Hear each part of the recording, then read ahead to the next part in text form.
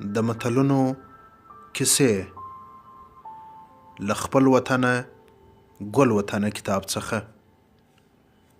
د کتاب لیکوال عبدالنافع همت، ویاند او چمتو کوونکی سید لودین. متل دی وایي د خسرګنۍ د کور ډوډۍ اغزي لري.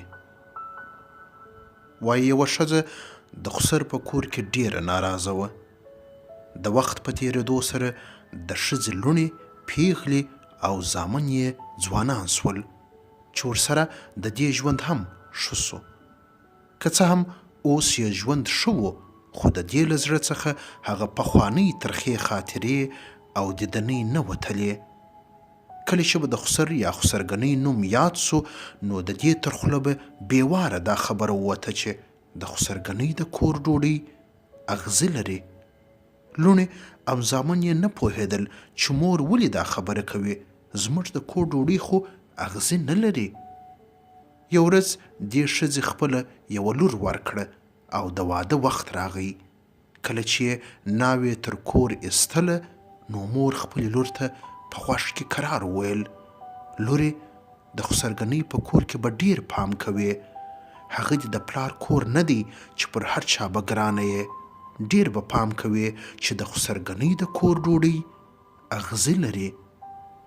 لور چې پخوا هم په دې خبره نه پوهېده، دا وار هم پوه نه سوه، خو څه یې ونه ویل او د هوکې په ډول یې سر وښوراوه. کله چې ناوې د خسر کور ته ولاړه، نو تل به یې ډوډۍ ته په ځیر ځیر کتل چې کوم اغزی پکښې نه وي. هر څومره چې یې وکتل، نو په ډوډۍ کې کوم اغزی ونه لید.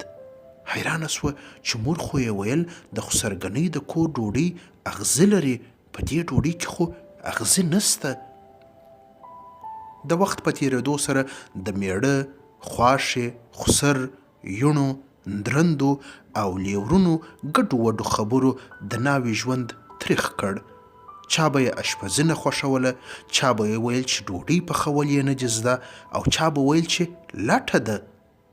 کله چې به سترخان هوار سو، نو میړه، خواښې، خسر او یا لیوره به داسې خارې او اغزنه خبره ورته وکړه چې په ناوې پورې به یې خپله ډوډۍ زهر کړه.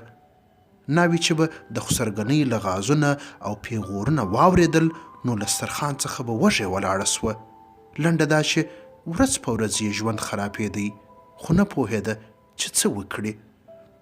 یو ورځ چې سترخان اوار سو، نو خواښې ډوډۍ ته وکتل او په درد یې ورته ویل: ملا دې ماته څه کوچنۍ خو نه یې، دا ډوډۍ ده چې تا پخ کړې ده. په دې وخت کې د ناوې په خوله کې ډوډۍ داسې کلکه ونښته لکه اغزي چې لري. نور یې زغم نه درلود. له سترخان څخه وږې ولاړه سوه، خپلې خونې ته ولاړه او په ژړا یې شروع وکړ. په دې وخت کې د خپلې مور خبره ور یاده سوه. له ځانه سره یې وویل: بس اوس پوه سوم، د مور مطلب مې د خسرګنۍ لغازونه او پیغورونه وه. دا خو رښتیا د خسرګنۍ د کور ډوډۍ اغزي لري. یادونه: دا متل د کندهار په ښځمنو کې ډېر ویل کېږي. کله چې یوه ښځه د خسرګنۍ په کور کې له کوم مشکل سره مخ سي، یا د خسرګنۍ لخوا پیغور واوري، نو دا متل وایي.